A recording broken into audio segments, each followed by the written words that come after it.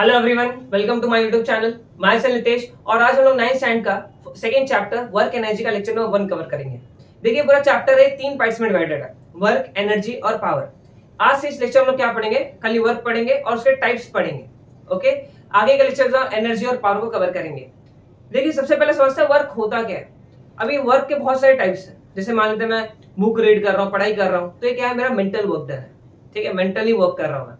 मान लो मैं टीवी देख रहा हूँ, सुबह बैठ के आराम से टीवी देख रहा हूँ, फोन ऐसे ऑपरेट कर रहा हूँ, तो ये भी क्या है, kind of mental work done है। ठीक है, अभी आप जैसे खाना खाते हो, अभी बॉडी अंदर जाके क्या होता है, डाइजेशन का प्रोसेस होता है, मेटाबॉलिज्म होता है, तो ये सब क्या है, केमिकल वर्क डन है। तो हम लोग ये जो चैप्टर है वर्क एनर्जी, ये फिजिक्स में आता है। तो फिजिक्स में हम लोग कौन से वर्क डन के बारे में बात करते हैं, वो होता है फिजिकल वर्क डन। ओके, मतलब जहां पे कि सच में कुछ ना कुछ मोशन हो रहा है, कोई फोर्स अप्लाई करने से बॉडी के अंदर डिस्प्लेसमेंट हो रहा है, तो उसको हम लोग क्या बोलेंगे, फिजिकल वर्क डन। ओके, तो वर्क डन बेसिकली हम लोग इस चैप्टर क्या पढ़ने वाले हैं, फिजिकल वर्क डन के बारे में। जब भी आपको मैं वर्क डन बोलूं तो आपको क्या समझना है, वो फिजिकल वर्क डन है। फिजिकल वर्क डन से मेरा मतलब है कि वहां पे कुछ ना कुछ फोर्स अप्लाई होगा, उस फोर्स से कुछ ना कुछ डिस्प्लेसमेंट क्रिएट होगा, इसको हम लोग क्या बोलेंगे, physical work done.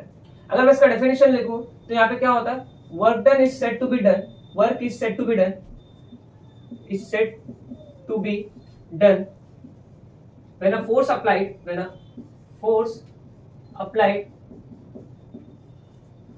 on an object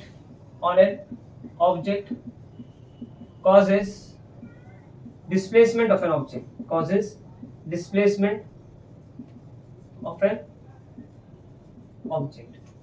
इसका मतलब क्या हुआ, जैसे मान लेते हैं कि कोई टेबल पे ऐसे ब्लॉक रखा हुआ है। ठीक है, टेबल पे एक ब्लॉक रखा हुआ है। ठीक है, इसको मैं क्या करता हूँ, यहाँ से कैसा कुछ फोर्स अप्लाई करता हूँ। ठीक है, फोर्स, देखिए फोर्स क्या होता है, सबको मालूम है। फोर्स क्या होता है, किसी भी ऑब्जेक्ट को पुल करना या फिर पुश करना, उसको हम लोग क्या बोलते हैं, फोर्स बोलते हैं। ठीक है, मैं क्या करूंगा, फोर्स लगाऊंगा, मतलब किसी को पुल करूंगा, सॉरी पुश करूंगा, या फिर क्या करूंगा, पुल करूंगा, तो इसी को हम लोग क्या बोलते हैं, फोर्स बोलते हैं। तो मैंने क्या किया, इस ब्लॉक के ऊपर क्या किया, फोर्स अप्लाई किया। अगर ये फोर्स अप्लाई करने से इस बॉडी के अंदर डिस्प्लेसमेंट आ गया, मतलब बॉडी आगे क्या करने लगी, मूव करने लगी, कुछ ना कुछ डिस्प्लेसमेंट कवर करेगा, मूव करेगा, तो ये फोर्स कैसे क्या हुआ, बॉडी डिस्प्लेस कर गई, तो इसको हम लोग क्या बोलेंगे, वर्क इज डन। यहाँ पे हम लोग क्या बोलेंगे, वर्क डन हो गया। ठीक है, तो वर्क डन का फॉर्मूला क्या बनेगा, यहाँ पे वर्क डन, इसको हम लोग क्या बोलते हैं, वर्क डन बोलते हैं। मतलब क्या हुआ, बॉडी पे क्या हुआ, मैंने फोर्स अप्लाई किया, फोर्स कैसे क्या हुआ, डिस्प्लेसमेंट क्रिएट हुआ, तो इसी फोर्स एंड डिस्प्लेसमेंट के मल्टीप्लीकेशन को हम लोग क्या बोलते हैं, वर्क डन। क्लियर है, तो वर्क डन क्या है, फोर्स इनटू डिस्प्लेसमेंट। तो हम लोग ऐसे लिखते हैं, वर्क डन को हम लोग W से रिप्रेजेंट करते हैं, फोर्स को हम लोग F से रिप्रेजेंट करते हैं, और डिस्प्लेसमेंट को हम लोग S से रिप्रेजेंट करते हैं। डॉट मतलब यहाँ पे मल्टीप्लिकेशन का साइन। तो ये हमारा वर्क डन का फॉर्मूला आ गया। बट ये फॉर्मूला कंप्लीट नहीं है, आगे हम लोग इसको और अच्छे से डिराइव करने वाले हैं। ठीक है, अभी पहले यहाँ पे हम लोग वर्क डन की यूनिट निकालते हैं। अभी वर्क का यूनिट क्या होगा, ये हमारे पास फॉर्मूला है, तो हम लोग इजिली यूनिट निकाल सकते हैं। कैसे, फोर्स का यूनिट क्या है, न्यूटन है, और डिस्प्लेसमेंट का ऐसा यूनिट क्या है, मीटर है, न्यूटन मीटर। तो वर्क डन का यूनिट क्या होगा, newton metre. Okay, but newton metre को हम लोग क्या बोलते हैं, जूल बोलते हैं, जूल। तो वर्क का ऐसा यूनिट क्या हो गया, वर्क का ऐसा यूनिट क्या हो गया, जूल हो गया। तो जूल क्या है, वर्क की ऐसा यूनिट है। ठीक है, अगर मैं इसकी सीजीएस यूनिट की बात करूं, सीजीएस यूनिट, तो क्या होगा, ये अर्ग होता है। जूल का सॉरी वर्क का सीजीएस यूनिट क्या होता है, अर्ग होता है, ये आपको पता होना चाहिए। ठीक है, इनके बीच में कन्वर्जन भी है। ठीक है, 1 जूल 10⁷ अर्थ के बराबर होता है। हम लोग आगे इस चीज को करने वाले हैं। ठीक है, डिराइव करेंगे। तो ये हमारा वर्क डन हुआ। अब मैंने क्या बोला, वर्क का जो फॉर्मूला है ये पूरी तरह से कंप्लीट नहीं है। ठीक है, यहाँ पे हम लोग थोड़ा सा और इसको इलैबोरेट करने वाले हैं। ठीक है, अब लोग देखते हैं क्या है फॉर्मूला इसका कंप्लीट।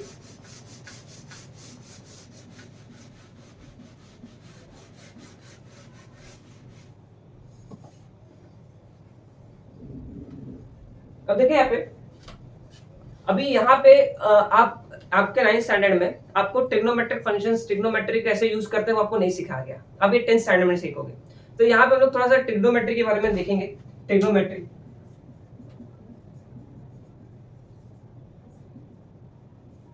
ठीक है, अभी ज्यादा हम लोग डिटेल में नहीं जाएंगे इसका। ठीक है, ये आप 10th स्टैंडर्ड में बहुत ही डिटेल में सीखने वाले हो। देखो ट्रिग्नोमेट्री क्या होता है, हम लोग क्या करते हैं, किसी भी राइट एंगल ट्रायंगल में, किसी भी राइट एंगल ट्रायंगल में, राइट एंगल 90 डिग्री तो क्या है, राइट एंगल ट्रायंगल है, तो हम लोग वहां पे ट्रिग्नोमेट्री का यूज करते हैं हाइट निकालने के लिए। इस पर्टिकुलर मान लेते हैं कोई ये पोल है, उस पोल का हाइट निकालने के लिए, ठीक है, ऐसे स्लोप निकालने के लिए, या फिर ऐसे डिस्टेंस निकालने के लिए, तो हम लोग ट्रिग्नोमेट्री का ऐसे यूज करते हैं, ठीक है। तो मान लेते हैं कुछ एंगल यहाँ पे है, अननोन एंगल थीटा है, ठीक है, कोई तो अननोन एंगल थीटा है। जैसे हम लोग बोलते हैं कि लेट, हम लोग मैथ्स में पढ़ते हैं कि किसी पर्सन का एज हमको फाइंड आउट करना, तो हम लोग उसका क्या अज्यूम करते हैं, let the that person age be x years. तो यहाँ पे हम लोग क्या बोलते हैं, x इयर्स x। तो यहाँ पे वैसे हम लोग को जब एंगल नहीं पता होता तो हम लोग यहाँ पे क्या अज्यूम करते हैं, थीटा। इसको हम लोग क्या बोलते हैं, थीटा। ओके, इसको हम लोग थीटा पढ़ते हैं। तो यहाँ पे दो फंक्शंस आते हैं, एक साइन फंक्शन आता है साइन थीटा, कॉस थीटा, ऐसे 6 फंक्शंस 6 फंक्शंस है टोटल, लेकिन हम लोग को खाली कॉस थीटा में इंटरेस्टेड है हम लोग, ठीक है। तो यहाँ पे साइन थीटा क्या होगा, तो साइन थीटा मतलब क्या होता है, अपोजिट साइड। खाली हमको फॉर्मूला की कैसे आ रहा है क्या आ रहा है हमको उसको डिटेल में नहीं जाना, हम लोग खाली फॉर्मूला पढ़ते हैं क्या होता है, ठीक है। तो क्या होगा, opposite side upon hypotenuse, hypotenuse, ठीक है। अभी एंगल थीटा का साइन थीटा मतलब क्या है, ये एंगल थीटा का अपोजिट साइड कौन है, अपोजिट साइड ये वाला है, ठीक है। ये वाला साइड क्या है, अपोजिट वाला है, और इसको हम लोग क्या बोलते हैं, हाइपोटेन्यूज बोलते हैं। ये साइड को हम लोग 90 डिग्री के अपोजिट वाले साइड को हम लोग क्या बोलते हैं, हाइपोटेन्यूज। तो ये हाइपोटेन्यूज, ठीक है। कॉस थीटा का फॉर्मूला होता है एडजेसेंट साइड अपॉन हाइपोटेन्यूज। अब यहाँ पे एडजेसेंट साइड कौन सा होगा, ये वाला एडजेसेंट साइड, इसको हम लोग क्या बोलते हैं, एडजेसेंट साइड बोलते हैं एंगल का, ठीक है। अगर मानते हैं एंगल यहाँ पे होता तो एडजेसेंट साइड ये होता, ठीक है, और अपोजिट साइड ये होता, लेकिन एंगल यहाँ पे तो अपोजिट साइड ये है और एडजेसेंट साइड ये है। तो हमको याद रखना है ये cos थीटा, ऐसे याद रखना है, ठीक है। अब ये इतना हमको पता है, ठीक है। अब मैं मान लेता हूँ कि मैंने यहाँ पे जब फोर्स अप्लाई किया, जैसे मैंने बोला था लास्ट एग्जांपल में, यहाँ पे एक ब्लॉक रखा है, इसमें मैंने फोर्स F अप्लाई किया, जिसके से इसके अंदर डिस्प्लेसमेंट हुआ S, ठीक है। ये आगे S डिस्प्लेसमेंट कवर किया, तो इसमें वर्क डन कितना हुआ, फोर्स इनटू डिस्प्लेसमेंट, ये हम लोग ने पढ़ा, ठीक है। अब मैं बोलता हूँ कि हम लोग जैसे बचपन में टॉय अपना लेते थे, ठीक है, हम लोग ऐसे कार वार लेके जाते थे, ऐसे कार होता था हमारा, ठीक है।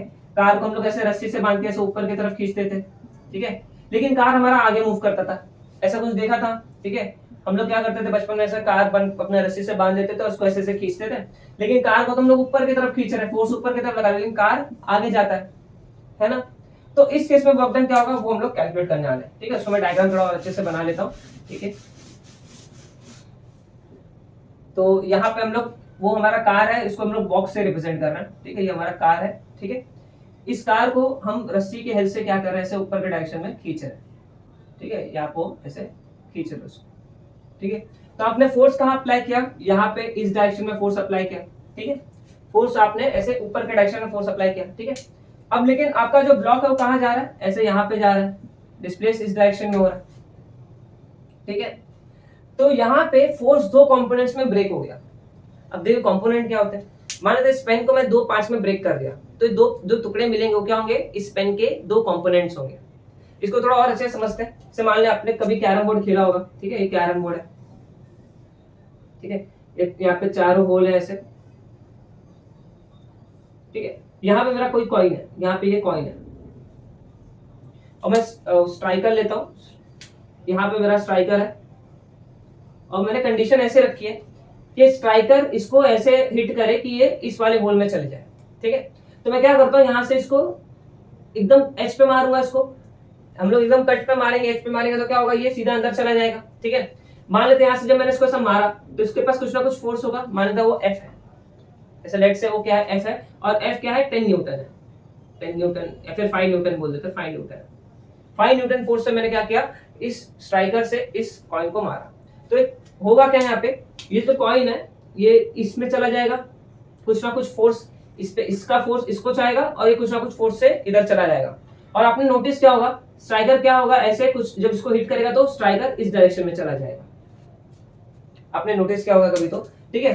तो यहाँ पे हुआ क्या कि जब स्ट्राइकर ने कॉइन को हिट किया तो क्या हुआ, 5 न्यूटन फोर्स से हिट किया, और स्ट्राइकर कुछ फोर्स से अंदर चल गया, और सॉरी स्ट्राइकर नहीं, कॉइन कुछ फोर्स से इस होल में चला गया, और स्ट्राइकर यहाँ से रिफ्लेक्ट होकर इस डायरेक्शन में चला गया, ठीक है। मतलब मानते ये 5 न्यूटन से निकला था, तो यहाँ पे जो फोर्स होगा ये इसके पास मान 3 न्यूटन ही गया, और बाकी का 2 न्यूटन फोर्स यहाँ पे स्ट्राइकर रिफ्लेक्ट होने में चला गया। मतलब हुआ क्या, यहाँ पे ये जो सिंगल फोर्स था ये आगे 2 पार्ट्स में ब्रेक हो गया, ठीक है, ये 2 पार्ट्स में क्या हो गया, ब्रेक हो गया। इसी को हम लोग क्या बोलते हैं, कंपोनेंट्स ऑफ फोर्स। फोर्स क्या हुआ, दो पार्ट्स में ब्रेक हो गया, इसे हम लोग क्या बोलेंगे, फोर कंपोनेंट्स ऑफ फोर्स। अब देखो ध्यान से देखना, ये दोनों कंपोनेंट के बीच में, ये दोनों फोर्स कंपोनेंट के बीच में एंगल कितना होता है, हमेशा 90 डिग्री होता है, मतलब दोनों क्या होंगे, एक दूसरे को परपेंडिकुलर होंगे। ठीक है, ये कंपोनेंट्स ऑफ फोर्स समझा आपको। ठीक है, उसी तरह मान लेते हैं फोर्स यहाँ पे जा रहा है। ठीक है, फोर्स मैंने यहाँ पे अप्लाई किया, लेकिन फोर्स दो कंपोनेंट्स में ब्रेक हो जाएगा।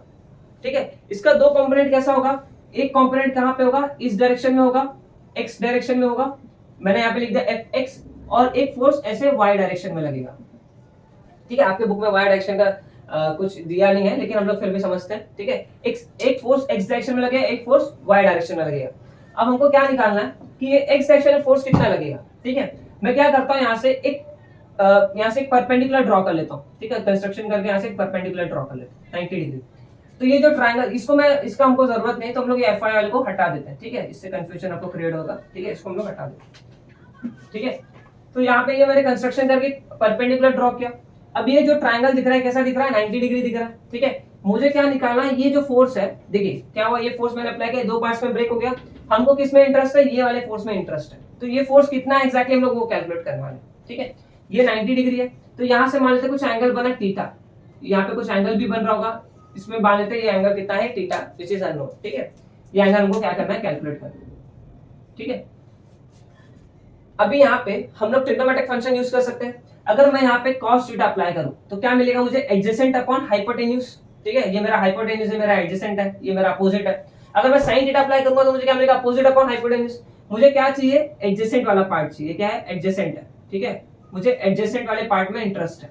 ठीक है, मुझे अपोजिट वाला साइड नहीं चाहिए, मुझे एडजेसेंट चाहिए। एडजेसेंट क्या हमारा फोर्स Fx है, वो हमको निकालना है। ठीक है, या फिर इसको आप F डैश पढ़ लेते हैं, F डैश ऐसे।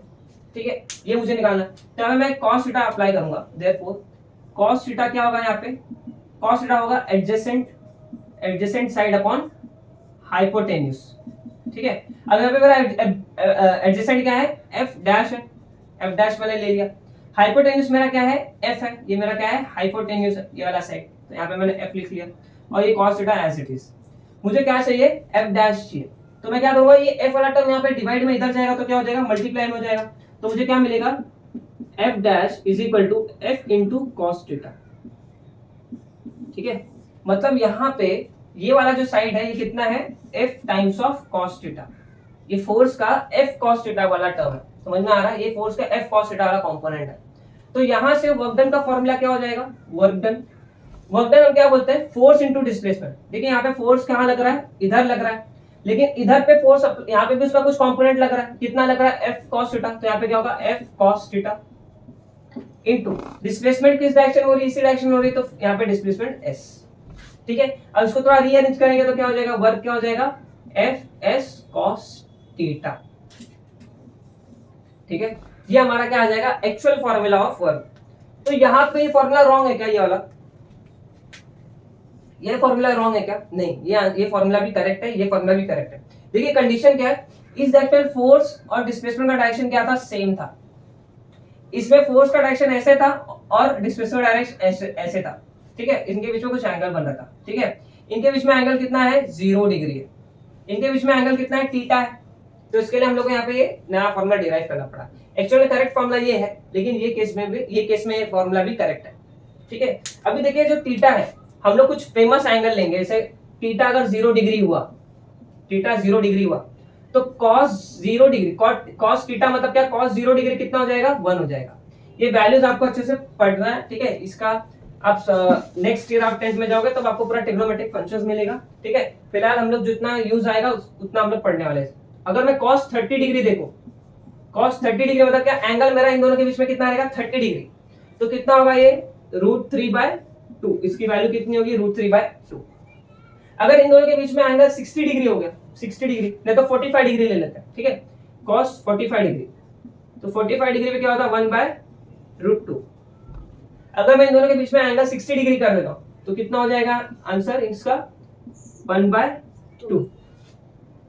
अगर मैं इन दोनों के बीच में एंगल 90 डिग्री कर दूं तो cos 90 कितना होता है, 0। cos 90 डिग्री कितना हो जाएगा, 0 हो जाएगा। ठीक है, अब ये जो मैंने ये वैल्यूज दिए हैं अलग अलग, ये फॉर्मूला, ये वैल्यूज आपको पता होना चाहिए। ठीक है, मोस्ट प्रोबेबली आपको ये वाला वैल्यू और ये वैल्यू पता होना चाहिए। और एक और वैल्यू है cos 180 डिग्री, cos 180 डिग्री वो कितना होता है -1। ठीक है, ये तीन वैल्यूज आपको बहुत अच्छे से पता होना चाहिए, इसके बेसिस पे ही आपको ज्यादातर क्वेश्चन पूछते हैं। ठीक है, अब यहाँ पे हम लोग एक चीज और देखेंगे, ये फॉर्मूला का वेरिफिकेशन करेंगे ये फॉर्मूला करेक्ट है कि नहीं। अब ये एंगल 0 डिग्री है, इन दोनों के बीच में एंगल कितना है फोर्स, यहाँ पे देखना, यहाँ पे लिख लो theta is what, since theta is angle between force and displacement, यहाँ पे लिखे। ठीक है, फोर्स एंड डिस्प्लेसमेंट के बीच का एंगल है। ओके, तो यहाँ पे इस फॉर्मूला को हम लोग वेरीफाई करते हैं। ठीक है, हमारे पास फॉर्मूला क्या है, work is equal to force into displacement into cos theta. अब यहाँ पे फोर्स और डिस्प्लेसमेंट के बीच में एंगल कितना है 0 डिग्री। अगर एंगल 0 डिग्री है तो यहाँ पे fs cos 0 डिग्री होगा, और cos 0 डिग्री की वैल्यू मैंने क्या बताई थी, 1 बताई थी। तो हमें cos 0 डिग्री की वैल्यू हम लोग क्या लिखेंगे, 1 लिखेंगे। तो हमारा आंसर क्या आएगा, f इंटू एस। तो वर्क डन का फॉर्मूला क्या हो गया, f इंटू एस। तो ये फॉर्मूला करेक्ट है। ठीक है, अगर एंगल 90 डिग्री होगा तो एक ये 90 डिग्री 0 हो जाएगा, तो वर्क डन कितना हो जाएगा, 0 हो जाएगा। अगर एंगल 180 डिग्री होगा तो क्या होगा, ये -1 होगा, और फॉर्मूला क्या हो जाएगा, work done is equal to -f into S. ठीक है, होप्स आपको इतना पूरा क्लियर होगा। अभी इसके बाद हम लोग टाइप्स ऑफ वर्क डन देखते हैं। ठीक है, कितने टाइप्स ऑफ वर्क डन है। अभी इसके पहले हम लोग एक छोटी सी चीज और कर लेते हैं। ठीक है, जैसे हम लोग ने पढ़ा था फोर्स का एसआई यूनिट क्या है, न्यूटन, और फोर्स का सीजीएस यूनिट क्या होता है, डाइन होता है। ठीक है, हम लोग ने ऑलरेडी पढ़ा था। देखिए फोर्स की एसआई यूनिट क्या होती है, न्यूटन होती है। एसआई यूनिट ऑफ फोर्स क्या होता है, न्यूटन होता है। ऑलरेडी हम लोग ने प्रीवियस चैप्टर में पढ़ा है न्यूटन। और सीजीएस यूनिट क्या होता है, डाइन होता है। ठीक है, जैसे हम लोग को मालूम है स्केल्स में 1 मीटर, 1 मीटर में 100 सेंटीमीटर होता है, तो 1 metre is equal to 100 centimetre. उसी तरह न्यूटन और डाइन में भी कोई रिलेशन है क्या, यस। देखिए क्या रिलेशन है, 1 न्यूटन जो होता है, 1 newton is equivalent to 10 to the power 5 dyne. ठीक है, 1 न्यूटन 10⁵ डाइन के इक्वल होता है। ठीक है, उसी तरह हम लोग रिलेशन बिटवीन जूल एंड अर्ग देखते हैं। ठीक है, मतलब वर्क का जो ऐसा यूनिट है वो क्या है, जूल है, और सीजीएस यूनिट क्या है, अर्ग है। तो इनके बीच में कुछ रिलेशन है क्या, 1 joule is equal to how much erg, ऐसे कुछ रिलेशन है क्या, हम लोग कैलकुलेट करेंगे। ठीक है, अब इसके पहले हम लोग ने वर्क का फॉर्मूला क्या पढ़ा था, work is equal to force into displacement. Force का ऐसा यूनिट क्या होता है, न्यूटन होता है, और डिस्प्लेसमेंट का ऐसा यूनिट क्या होता है, मीटर होता है। ठीक है, न्यूटन मीटर। तो यहाँ पे हम लोग ऐसे सेम वही यूज करेंगे। ठीक है, अभी वर्क का ऐसा यूनिट क्या है, जूल है, तो 1 joule is equal to 1 newton multiply by 1 metre, ऐसे होगा। ठीक है, मतलब वर्क क्या है 1 जूल, फोर्स है 1 न्यूटन, और डिस्प्लेसमेंट है 1 मीटर। ठीक है, तो 1 जूल कितना हो जाएगा यहाँ पे, देखिए न्यूटन क्या होता है, अगर न्यूटन को मैं सीजीएस यूनिट के फॉर्म में कन्वर्ट करूं तो क्या होगा, ये 10⁵ डाइन होगा।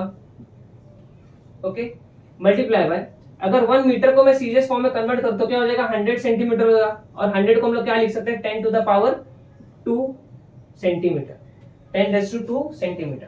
अब यहाँ पे क्या होगा, 10⁵ और 10⁻² क्या होगा, 10⁻7 हो जाएगा। 5 + 2 7, बेस सेम है तो ऑर्डर क्या हो सकते हैं, डायरेक्ट ऐड हो जाते हैं।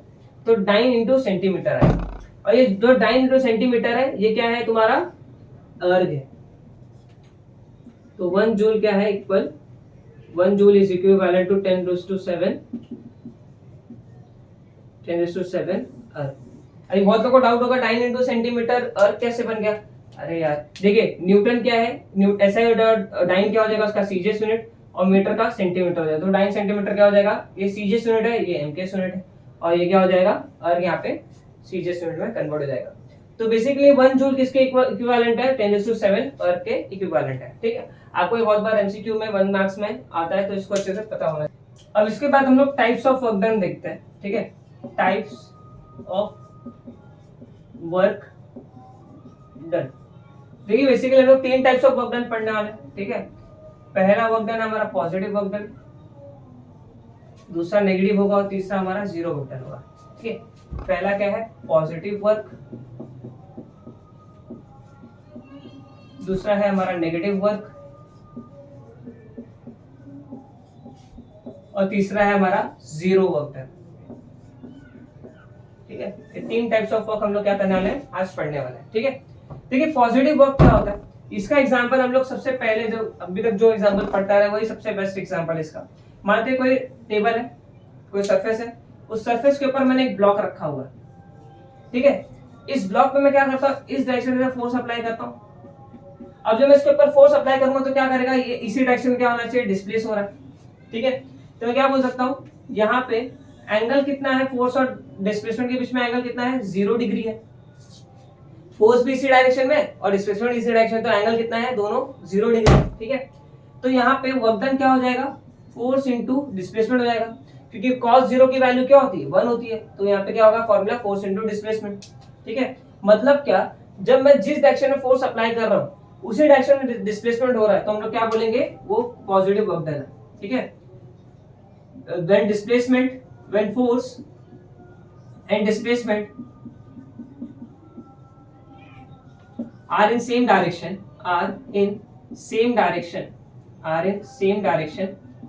then it is said to be, then it is positive work done। Okay, वो क्या है, पॉजिटिव वर्क डन। अच्छा, इसका फायदा क्या है, पॉजिटिव वर्क डन में होता क्या है, से मान लेते हैं बॉडी पहले रेस्ट पे थी तो उसकी इनिशियल वेलोसिटी क्या थी, 0 थी। जैसे मैंने फोर्स अप्लाई किया उसने कुछ वेलोसिटी गेन कर लिया, मतलब इसकी वेलोसिटी चेंज हुई। तो मतलब क्या हो रहा है, बस पॉजिटिव वर्क डन में क्या होता है, velocity of an object increases. Velocity क्या होती है, ऑब्जेक्ट की इंक्रीज होती है। दूसरा, अगर वेलोसिटी इंक्रीज हो रही है तो मतलब क्या हो रहा है, बॉडी एक्सेलरेट कर रही है, तो इसको हम लोग क्या बोल सकते हैं, बॉडी विल एक्सेलरेट। ओके, यहाँ पे क्या हो रहा है, एक्सेलरेशन हो रहा है। अब देखिए नेगेटिव वर्क डन क्या होता है, अभी मान लेते हैं मेरे पास वही एक सरफेस आ गई।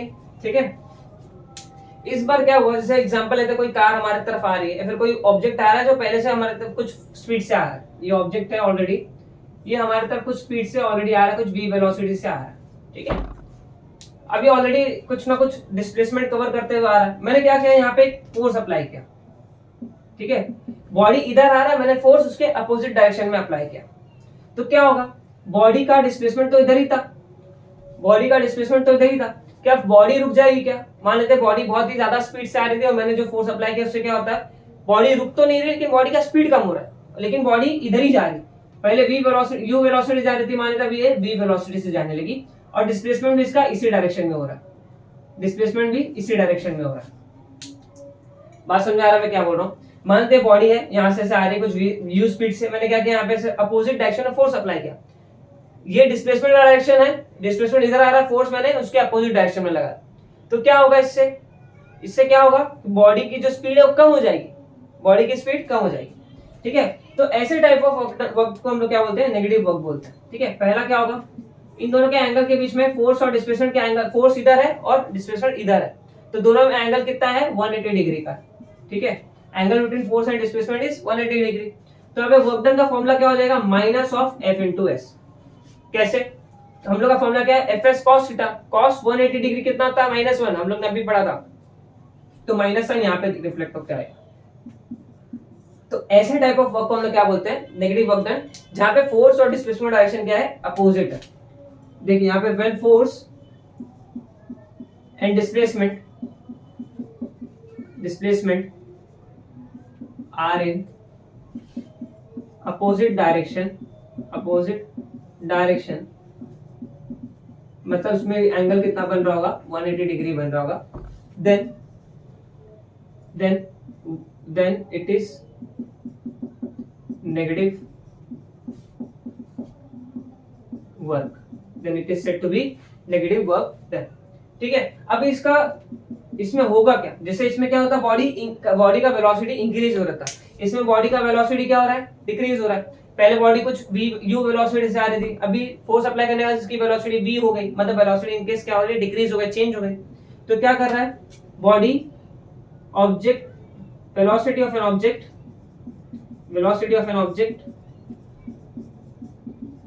will decrease, वेलोसिटी क्या होगी, ऑब्जेक्ट की डिक्रीज होगी। अच्छा, लेकिन वेलोसिटी तो चेंज हो रही, तो यहाँ पे अगेन क्या होगा, एक्सेलरेशन होगा। लेकिन ये कौन सा टाइप का एक्सेलरेशन है, नेगेटिव एक्सेलरेशन। इसको हम लोग ने फर्स्ट चैप्टर पढ़ा था, टाइप्स ऑफ एक्सेलरेशन है, पॉजिटिव एक्सेलरेशन, नेगेटिव एक्सेलरेशन। तो बॉडी की वेलोसिटी चेंज हो रही है, वेलोसिटी चेंज हो रही है, अगर इंक्रीजिंग ऑर्डर में होगी तो पॉजिटिव एक्सेलरेशन, अगर डिक्रीजिंग ऑर्डर में मतलब वेलोसिटी पहले ज्यादा थी धीरे धीरे कम हो रही तो वेलोसिटी चेंज हो रही है, लेकिन कौन सा एक्सेलरेशन हुआ यहाँ पे, डी एक्सेलरेशन, डी एक्सेलरेशन। देखिए डी एक्सेलरेशन को हम लोग रिटार्डेशन भी बोलते हैं, ठीक है, थोड़ा अच्छा वर्ड है, रिटार्डेशन भी बोलते हैं, ठीक है, उसको बाद में देखते हैं। अब देखिए जीरो वर्क किसको बोलते हैं, वर्क हुआ ही नहीं, जीरो वर्क कब होता है। देखिए सबसे पहला इसमें तीन केसेस होते हैं। अगर हमारा फॉर्मूला क्या है, work is equal to force into displacement. अगर मान लेते मैंने किसी ऑब्जेक्ट पे फोर्स ही नहीं अप्लाई किया, अगर मेरा फोर्स जीरो है तो वर्क क्या होगा, जीरो होगा। अगर मैंने फोर्स अप्लाई ही नहीं किया तो वर्क क्या होगा, जीरो होगा। अगर मान लेते हैं कि किसी ऑब्जेक्ट पे मैंने फोर्स अप्लाई किया, ठीक है, ये ऑब्जेक्ट है, इस ऑब्जेक्ट पे मैंने फोर्स अप्लाई किया, लेकिन इसके से डिस्प्लेसमेंट क्या हो रहा है, नहीं हो रहा है, डिस्प्लेसमेंट जीरो है, मतलब बॉडी हिल ही नहीं रही। मान लेते बहुत हैवी ऑब्जेक्ट है, बहुत बड़ा कबर्ड है, ठीक है, बस उसको सब पुश कर रहा, वॉल को पुश कर रहा, सब वॉल है, ये वॉल को पुश कर रहा, तो यहाँ पे मैंने फोर्स अप्लाई किया, लेकिन इस फोर्स के वजह से इस बॉडी के अंदर, इस वॉल के अंदर कोई डिस्प्लेसमेंट क्रिएट हुआ नहीं, तो डिस्प्लेसमेंट क्या है, जीरो। अगर यहाँ पे डिस्प्लेसमेंट जीरो हो जाएगा तो वर्क डन अगेन क्या हो जाएगा, जीरो हो जाएगा, ठीक है। ये दो केसेस हो गए। तीसरा केस क्या हो सकता है, अगर मैंने ना फोर्स अप्लाई किया ना डिस्प्लेसमेंट अप्लाई किया, ठीक है, ना डिस्प्लेसमेंट हुआ, तो क्या होगा, अगेन वो वर्क डन जीरो होगा। लेकिन सर फोर्स जो बहुत, या फिर लास्ट एक बहुत इंपॉर्टेंट केस है जहाँ पे बॉडी डिस्प्लेस करती है लेकिन फिर भी वर्क डन जीरो होता है। देखिए कैसे, देखो मान लेते हैं कि यहाँ पे एक ऑब्जेक्ट है जो ऐसे कुछ, यहाँ पे मान लेते हैं कोई पर्सन यहाँ पे खड़ा है जिसको, जो यहाँ पे ऐसे खींच रहा है, फिर ये ऐसे मान लेते हैं कोई ऑब्जेक्ट ऐसा मूविंग है, जैसे सैटेलाइट हो गया, ऑलरेडी चल रहा है, या फिर सैटेलाइट डिफिकल्ट एग्जांपल हो जाएगा, समझ में नहीं आएगा आपको, ठीक है। मान लो ऑब्जेक्ट है कंटिन्यूअसली इस डायरेक्शन में चल रहा है, ऐसे चलता जा रहा है, ठीक है, कोई हम लोग ने मूविंग ऑब्जेक्ट ले लिया, वो चलता जा रहा है, ठीक है। फिर कोई कार है जो एक पर्टिकुलर डायरेक्शन में ऐसे चलते जा रहा है, मतलब वो डिस्प्लेसमेंट क्या कर रहा है, इस डायरेक्शन में कर रहा है, यहाँ पे v वेलोसिटी जा रहा है, कुछ डिस्प्लेसमेंट कर रहा है s, ठीक है। अब इस पर्टिकुलर कार के ऊपर, ऑब्जेक्ट के ऊपर क्या एक्ट हो रहा होगा, नीचे की तरफ ग्रेविटेशनल फोर्स, ग्रेविटेशनल फोर्स, और ग्रेविटेशनल फोर्स को ही हम लोग क्या बोलते हैं, वेट बोलते हैं, ठीक है। किसी बॉडी के ऊपर ग्रेविटेशनल फोर्स कितना एक्ट हो रहा है, इसी को हम लोग क्या बोलते हैं, वेट ऑफ एन ऑब्जेक्ट। बात समझ में आ रहा है। तो वेट भी क्या है, अ काइंड ऑफ फोर्स है। कौन सा फोर्स है, ग्रेविटेशनल फोर्स। पता है बॉडी आगे कुछ डिस्प्लेस कर रहा था, फिर भी इसके ऊपर कौन सा फोर्स अप्लाई होता, ग्रेविटेशनल फोर्स अप्लाई होता। क्या एक बात बताओ, इस ग्रेविटेशनल फोर्स कैसे, इसके पास कोई डिस्प्लेसमेंट आ रहा था क्या, नहीं, इसके पास कोई भी डिस्प्लेसमेंट क्रिएट नहीं होता। यहाँ पे डिस्प्लेसमेंट क्या था, जीरो हो रहा था, यहाँ पे डिस्प्लेसमेंट क्या है, जीरो।